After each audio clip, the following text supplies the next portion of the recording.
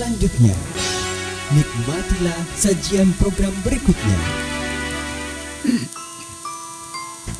106,6 Susia FM Pindrang.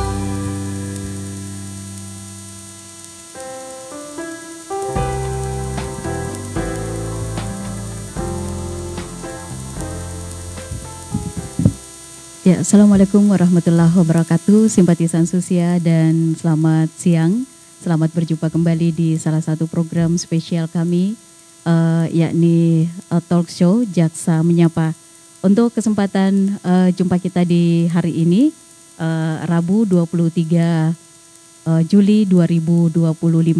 Dan seperti yang telah kami informasikan atau promosikan sebelumnya, bahwa insya Allah hari ini kita akan berbincang-bincang dengan para narasumber dari Kejaksaan Negeri Pindrang, dan salah satu tema yang kami angkat untuk kesempatan hari ini yakni kejaksaan dan pendekatan keadilan restoratif justice sebagai wujud humanis penegakan hukum.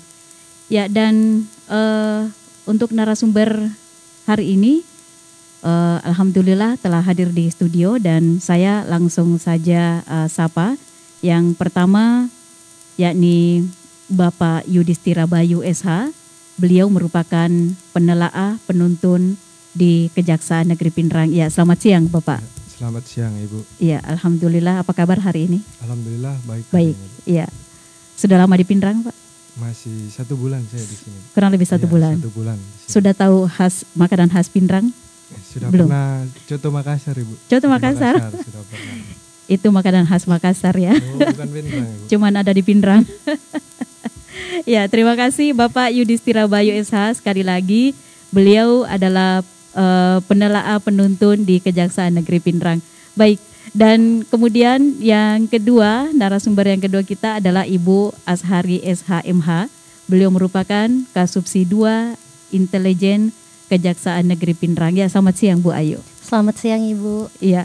Dan alhamdulillah Bu Ayu ini sudah beberapa kali hadir di studio atau di talk show Jaksa Menyapa kita. Ya, apa kabar Ibu? Sehat? Alhamdulillah baik Ibu. Sehat ya? Alhamdulillah. Ya, baik. Dan simpatisan Susia, senang sekali rasanya bisa kembali menyapa kepada seluruh simpatisan kami dengan tema yang menarik kami hadirkan untuk hari ini adalah pendekatan restoratif justice. Nah, topik ini kami angkat karena semua tentu ingin hukum ditegakkan dengan adil, tapi juga tetap manusiawi. Nah, restoratif justice ini adalah salah satu pendekatan yang mulai banyak diterapkan, khususnya oleh kejaksaan, dan untuk menyelesaikan perkara pidana tanpa harus selalu berakhir di meja hijau tentunya. Ya, dan ini yang nantinya akan kita gali lewat kebersamaan kita di kesempatan siang hari ini.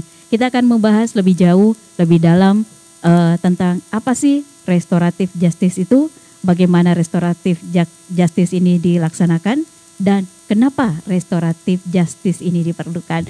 Ya, baik, terlebih dahulu saya persilakan kepada Bapak untuk menjelaskan apa yang dimaksud restoratif justice ini. Ya, dan mungkin Ibu Ayu ya, silakan untuk berbincang, kita gali lebih dalam tentang restoratif justice ini. Iya, silakan. Baik Ibu.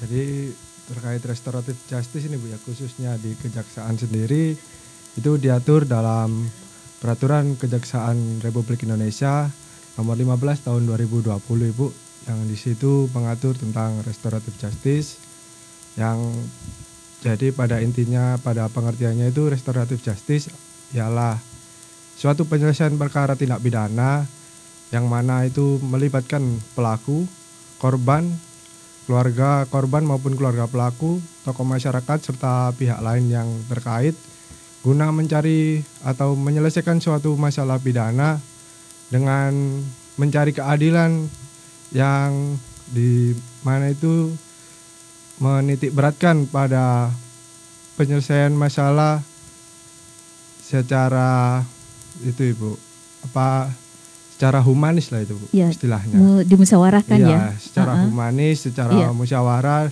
antara pelaku dengan korban dan keluarga diselesaikan dengan perdamaian lah istilahnya Ibu di situ, dengan melibatkan tokoh-tokoh masyarakat. Jadi kejaksaan di sini sebagai fasilitator, begitu Ibu. Iya. Iya, jadi benar apa yang dikatakan tadi oleh Pak Yudis. Di sini sebenarnya restoratif justice ini merupakan program dari kejaksaan dan sudah ada sejak diterbitkannya Perma nomor 15 tahun 2020 itu. Kalau bicara mengenai restoratif justice sebenarnya sudah lama ada di Indonesia. Iya. Namun untuk diterapkan dalam penegakan hukum itu untuk kejaksaan sendiri sejak tahun 2020 itu.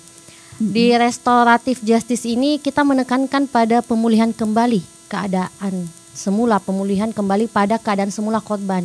Jadi orang-orang berpikirnya itu kan selama ini ada yang bersalah, ujung-ujungnya penjara, penjara. Iya. Di sini kami ingin menyampaikan kepada masyarakat luas, terutama di Kabupaten Pindrang ini, dikarenakan masih banyak masyarakat yang belum tahu di kejaksaan ternyata ada restoratif justice. Iya. Kalau kami di kejaksaan biasa menyebutnya singkatannya RJ. Iya. Ya, jadi memang ini salah satu bentuk sosialisasi kami kepada masyarakat bahwa kalau bersalah tidak melulu hukum, tidak melulu soal menghukum. Iya. Jadi ada alternatif penyelesaian lain di luar dari penjara itu, yang mana yaitu restoratif justice ini. Kemudian untuk restoratif justice ini seperti tadi yang dikatakan oleh Pak Yudis, itu melibatkan tokoh masyarakat dan pihak-pihak terkait, yang mana pihak-pihak terkait ini sebenarnya bisa kepala desa atau lurah, RT, RW dan ya tokoh masyarakat tadi yang disebutkan. Karena kenapa? Kami mengedepankan penegakan hukum yang humanis sebagaimana tema kita hari ini, penegakan hukum yang tidak hanya melihat ya ujung-ujung penjara itu, tapi melihat bagaimana hukum itu di masyarakat. Tentunya kalau kami mau misalkan untuk mengetahui bagaimana hukum di masyarakat itu, orang-orang yang mengetahuinya adalah orang-orang yang dalam lingkungan yang terjadinya kejahatan itu, atau lingkungan yang mengetahui bagaimana sih pelaku ini, bagaimana sih sifat korban ini. Kalau misalkan kita laksanakan restoratif justice, RJ ini bagaimana tanggapan atau respon di lingkungan sekitar itu. Ini yang kami inginkan, tidak serta-merta misalkan kalau untuk pelaksanaan restoratif justice ini tentunya kami harus mendapat persetujuan dari masyarakat sekitar itu. Inilah tujuannya kami pada saat pelaksanaan ada mengundang berbagai pihak, tidak hanya dari pihak keluarga korban, tidak hanya dari pihak keluarga pelaku itu sendiri. Iya. Iya. Ya, dan semoga saja ini di masyarakat kita akan bisa lebih tahu, lebih mengenal lagi tentang restoratif justice ini ya. Iya. Nah, kemudian sebenarnya untuk pelaksanaan restoratif justice ini tidak serta-merta semua tindak pidana yang bisa dilakukan restoratif justice. Ini mungkin Pak Yudis ini bisa jelaskan ada tidak syarat-syarat atau misal kriteria yang bisa dilaksanakan untuk restoratif justice ini? Ya, jadi begini, untuk kriteria atau syarat bisa dilakukannya restoratif justice itu berdasarkan Perja nomor 15 tahun 2020 ini. Yang pertama pastinya pelaku ini belum pernah dipidana, terus setelah itu ancaman hukuman pidananya tidak lebih dari 5 tahun, dan nilai kerugian dari suatu tindak pidana tersebut tidak lebih dari 2,5 juta. Jadi seperti itu untuk syarat-syaratnya. Apabila itu memenuhi, dan ada juga pertimbangan lain seperti kasuistik ya Bu ya, terkait dengan kasusnya. Apabila ini termasuk dengan tindak pidana yang dirasa oleh kejaksaan itu, oh ini bisa masih tergolong ringan, bisa dimaafkan oleh keluarga, mungkin nanti bisa jadi pertimbangan oleh pihak kejaksaan sendiri Bu untuk dilakukan restoratif justice. Ya, jadi tadi syarat-syaratnya itu yang pertama jelas tidak pernah dihukum ya Pak Yudis. Yang pertama itu ya. Iya, jelas bahwa tidak pernah dihukum di sini berarti tidak pernah terlibat tindak pidana sebelumnya. Iya, benar sekali. Iya, tidak pernah terlibat tindak pidana, tidak pernah dibawa ke meja hijau kemudian divonis divonis atau diputus bersalah ya oleh putusan pengadilan. Ya, kemudian tadi yang kedua ancaman hukumannya tidak lebih dari 5 tahun. Jadi kalau ancaman hukuman lebih dari 5 tahun berarti tidak memenuhi syarat. Kemudian selanjutnya itu terkait nilai kerugian 2.500.000. Nah, tapi di beberapa kondisi ada pengecualian. Ya, Pak Yudis, ada pengecualian. Apabila misalkan tindak pidananya lebih dari 5 tahun akan tetapi dia tidak pernah dihukum dan kerugian tidak melebihi dari 2.500.000. Yang penting tidak pernah dihukum. Nah, kemudian ada lagi pengecualian kalau memang kerugiannya lebih dari 2.500.000 tetap bisa asalkan tidak pernah dihukum, kemudian ancaman pidananya tidak lebih dari 5 tahun. Ya. Kemudian terkait ada beberapa tindak pidana yang mana sesuai dengan kriteria tersebut. Yang pertama yaitu pencurian. Bisa pencurian, penganiayaan begitu bisa. Iya, betul, pencurian, penganiayaan, kemudian penipuan, penggelapan karena ancaman hukumannya cuma 4 tahun di bawah 5 tahun. Di bawah 5 tahun. Jadi masih bisa itu untuk dilakukan restoratif justice. Nanti kita hubungkan dengan pihak korban apakah mau untuk berdamai atau tidak. Itu kita kembalikan kepada pihak-pihak yang berdialog di situ, kita hanya sebagai fasilitator saja di situ. Iya, benar Pak Yudis. Jadi peran kami di Kejaksaan ini sebagai fasilitator. Di sini yaitu penghentian penuntutan berdasarkan keadilan restoratif justice. Ya, jadi manakala memenuhi syarat-syarat yang dimaksud tadi, tindak pidana pelaku kejahatan tersebut tidak dilanjutkan ke meja hijau atau pengadilan. Jadi ada namanya penghentian penuntutan. Berhentilah penuntutan pada saat adanya kesepakatan antara kedua belah pihak untuk melakukan perdamaian tersebut. Kuncinya di sini perdamaian ya Pak Yudis. Perdamaian. Iya, jadi semenjak penyerahan tersangka barang bukti di Kejaksaan itu, kami di Kejaksaan juga diberikan waktu selama 14 hari. Ya, 14 hari. Yang 14 hari untuk menentukan melakukan upaya bagaimana RJ ini, maksudnya pihak pelaku atau korban mau tidak melakukan upaya perdamaian. Misalkan lewat dari 14 hari itu berarti perkara ini dilanjutkan ke tahap penuntutan. Nah, kemudian Pak Yudis, ada tidak kita ini dari Kejaksaan kendala atau hambatan? Mungkin masyarakat mau tahu ya, masyarakat Kabupaten Pindrang khususnya ingin tahu, ada tidak kendala atau hambatan yang kita alami dalam penerapan restoratif justice ini? Mungkin kendala yang ada itu para pihaknya ini kadang masih bersikukuh untuk ingin memenjarakan seseorang. Jadi masih ada rasa marahnya, masih ada emosinya, dendamnya. Padahal seharusnya lebih baik berdamai karena menghindari konflik yang ada. Kalau kita penjarakan orang, kasihan juga kalau salahnya tidak terlalu berat. Apa salahnya kita untuk saling memaafkan saja begitu. Ya, jadi kendalanya memang karena ini tujuannya perdamaian ya, Pak Yudis, ada kesepakatan damai. Jadi kalau misal salah satu pihak menolak untuk perdamaian itu, misalkan pihak pelaku menolak untuk meminta maaf, kemudian dari pihak korban menolak untuk memaafkan.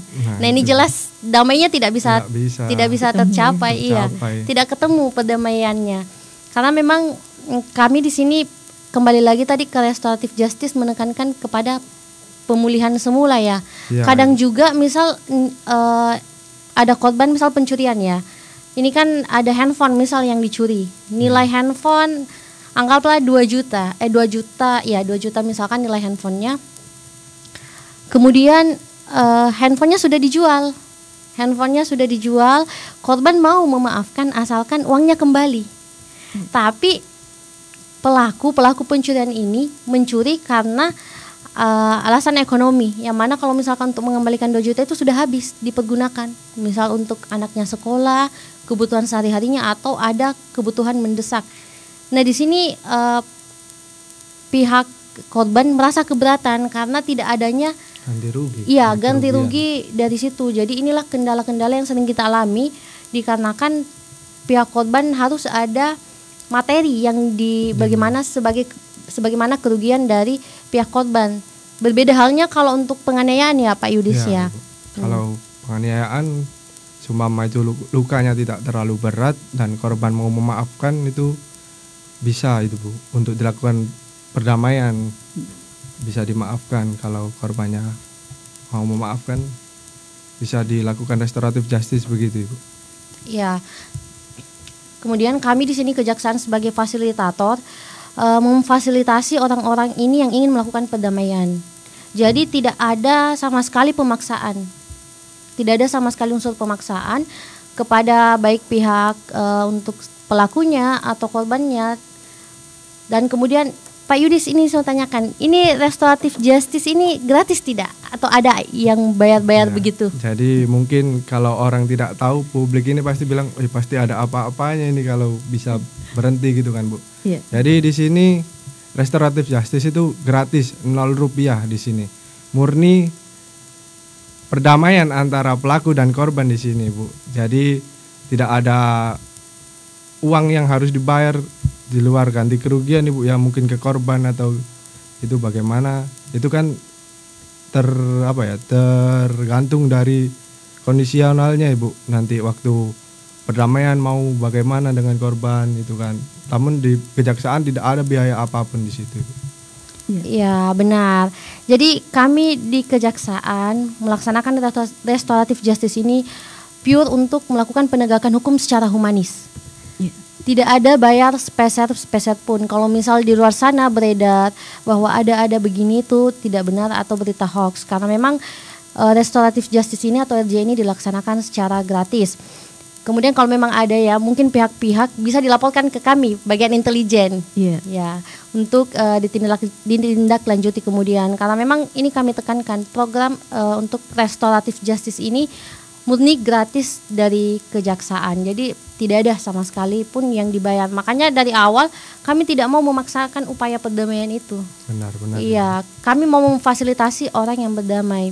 Jadi selain tadi tindak pidana pencurian, kemudian tindak pidana penganiayaan, ada juga tindak pidana kekerasan dalam rumah tangga. Ya, KDRT. KDRT, karena kenapa? Ini kan sama-sama keluarga ya. Bisa saja istrinya atau ini masih mau berdamai kemudian. Banyak kasus setelah dipenjara menyesal. Iya, awalnya orang berbuat tindak pidana itu karena merasa ya sudah, ini tidak ada konsekuensi di saya. Tiba-tiba ternyata dilaporkan masuk penjara, disitulah mereka menyesali perbuatannya.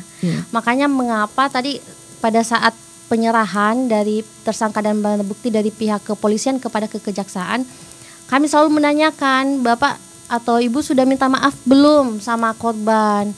Dimaafkan atau tidak? Bagaimana cara minta maaf kan Bu? Kami di dalam, misalkan dalam penjara, kan bisa diwakili, tapi kadang ego masing-masing pihak ini keras. Saya akui untuk penyelesaian RJ ini, untuk penghentian penuntutan melalui restoratif justice ini, kadang ada yang merasa bahwa saya benar.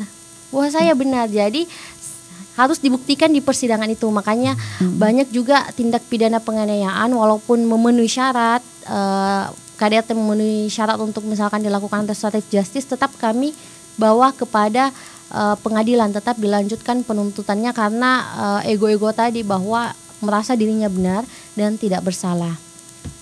Nah, kemudian Pak Yudis misal nih, kita kan sudah memfasilitasi orang-orang untuk melakukan perdamaian, memfasilitasi korban dan pelaku untuk melakukan perdamaian. Apa output atau apa hasil dari proses keberhasilan itu? Jadi output atau hasil dari proses restoratif justice ini Bu, itu merupakan penghentian penuntutan Ibu. Jadi penuntutannya dihentikan karena sudah ada perdamaian. Jadi begitulah gambaran dari restoratif justice ini Bu.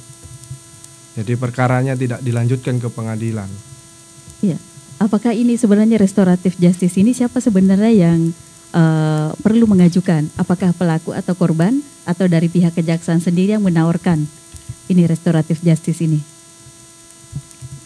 Jadi restoratif justice itu bisa dari kejaksaan yang menawarkan atau dari pihak pelaku sendiri Bu, yang mungkin ada keinginan untuk meminta maaf kepada korban. Begitu Nanti pihak kejaksaan apabila ada permohonan atau permintaan seperti itu dari pelaku, kami akan menyampaikan ke pihak korban bahwa akan ada permintaan maaf dan kami akan memfasilitasi itu Bu di tahap 2 nanti. Oh gitu ya. Iya, benar Bu. Jadi ini bisa murni dari pelaku atau korban. Ya, bisa. Salah satu pihak. Jadi tidak perlu melalui orang lain, pihak ketiga misalkan. Karena sebenarnya bisa langsung menemui jaksa yang bersangkutan. Kami kan di kejaksaan banyak jaksa dan banyak yang perkara-perkara yang ditangani, jadi bisa langsung ke jaksa yang menangani perkara tersebut, bisa menyampaikan langsung, jadi tidak perlu melalui orang luar atau misalkan mau dibantu dari orang luar, tidak apa-apa.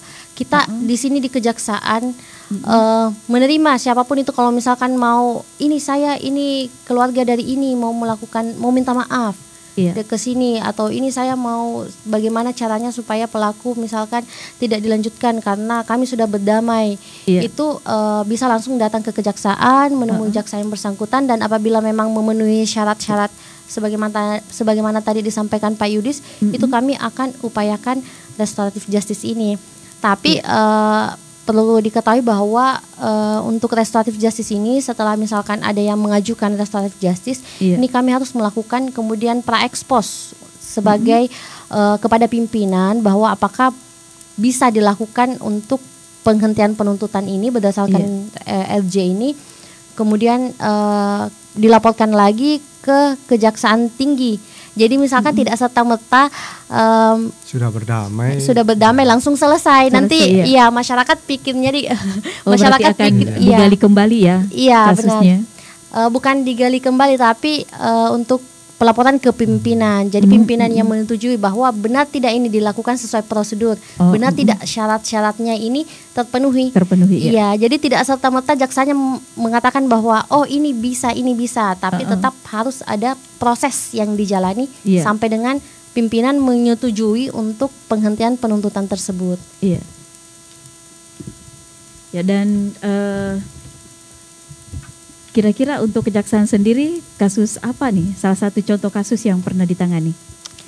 Jadi tahun lalu itu ada satu kasus pencurian yang berhasil dilakukan restoratif justice. Pencurian handphone kalau tidak salah itu di pasar. Nah, pencurian handphone ini mencuri handphone karena kebutuhan ekonomis.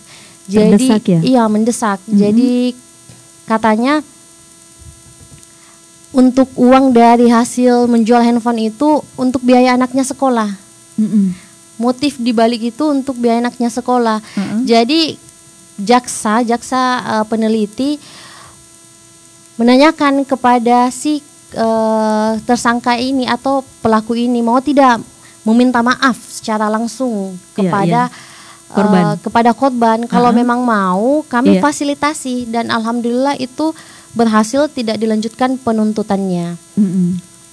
Dan saat ini Bu masih ada satu perkara lagi yang masih proses dalam penyelesaian secara restoratif justice ini Bu. Apa itu? Masih ada satu perkara yang perkara pencurian juga ya Pak Yudis. Perkara pencurian juga, jadi masih proses. Sedang pelaporan ke Kepala Kejaksaan Negeri dan mau ekspos ke Kejaksaan Tinggi ini Bu. Iya, jadi kami harapnya semoga prosesnya bisa sebagaimana keinginan kita bersama. Namun tetap kami tetap harus melakukan ekspos apakah memang ini memenuhi syarat atau tidaknya untuk dilakukan penghentian penuntutan. Jadi intinya kita kejaksaan itu tidak melulu dapat berkas langsung dilimpahkan ke pengadilan begitu, tidak. Masih ada jalur lain yaitu restoratif justice.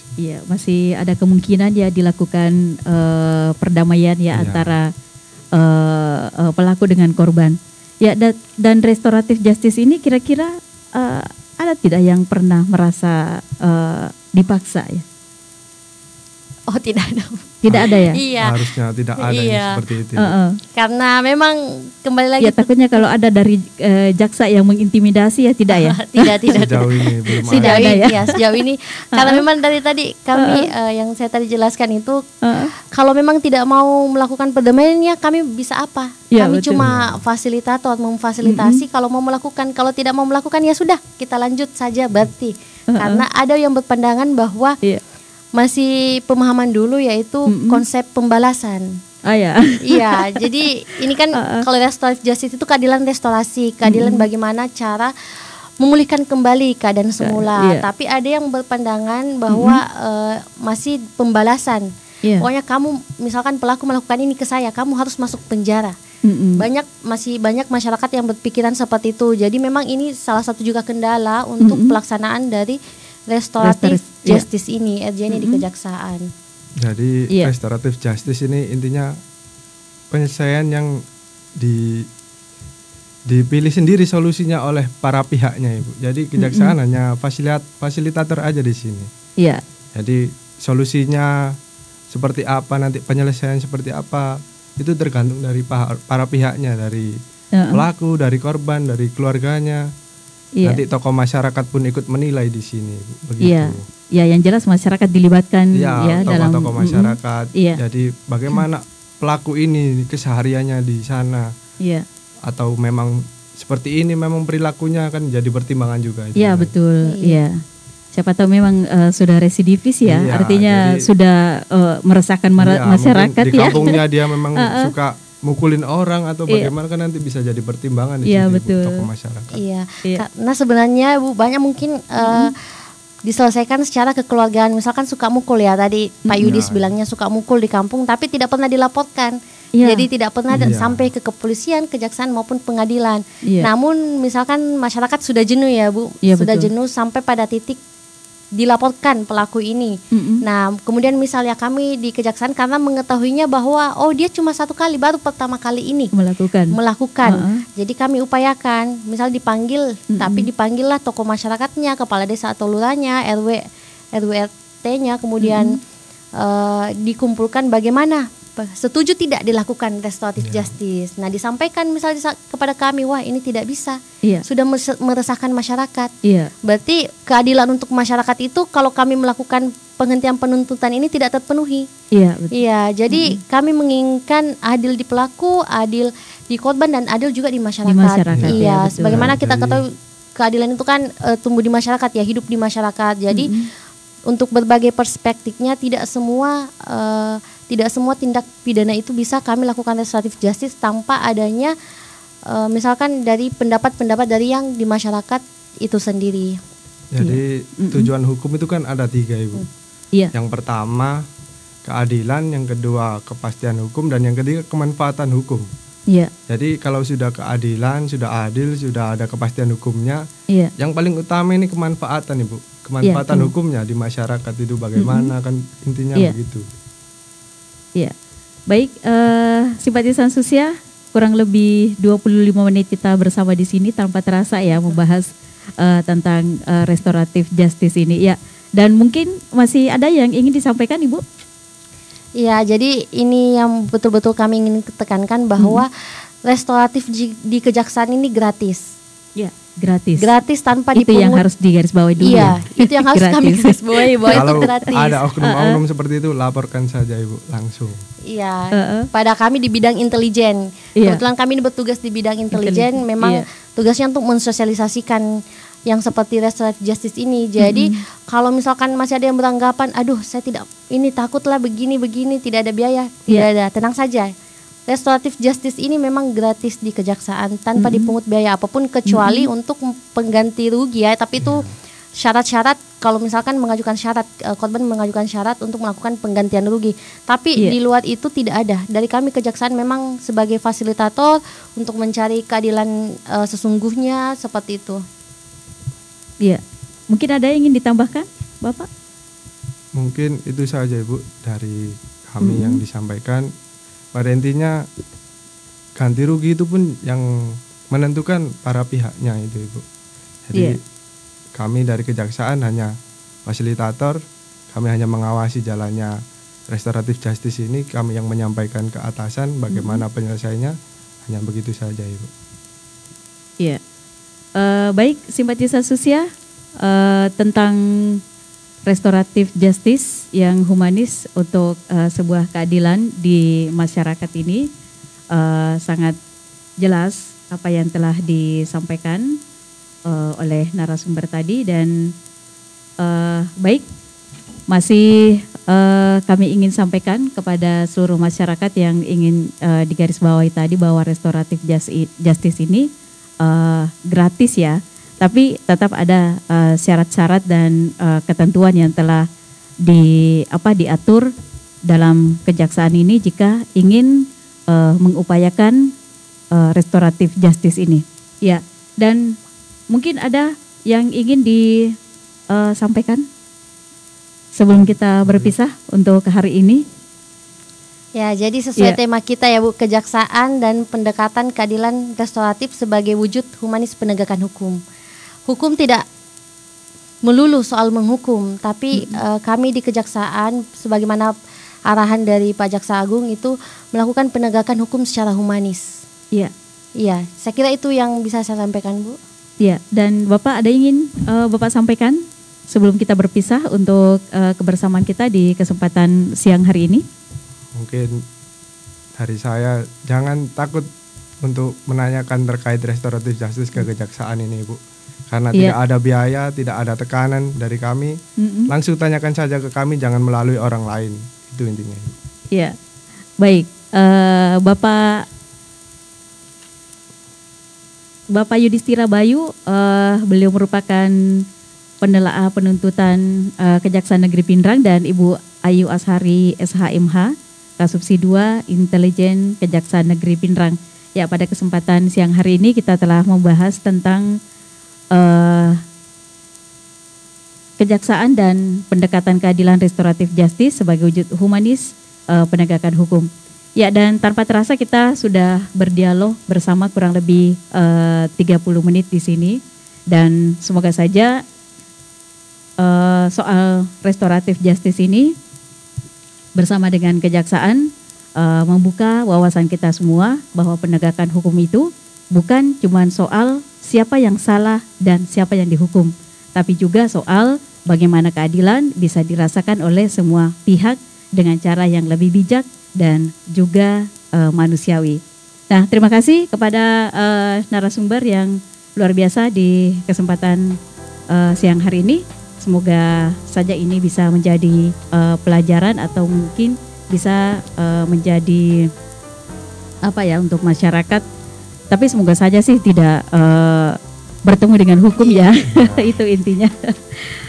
Kalaupun harus bertemu dengan hukum, semoga saja ini bisa memberikan efek jera, apalagi kalau harus diperhadapkan pada sebuah hukuman yang kira-kira akan menjadi suatu hal yang buruk untuk masa depan kita. Ya, baik Bapak Ibu, terima kasih atas kedatangannya di studio.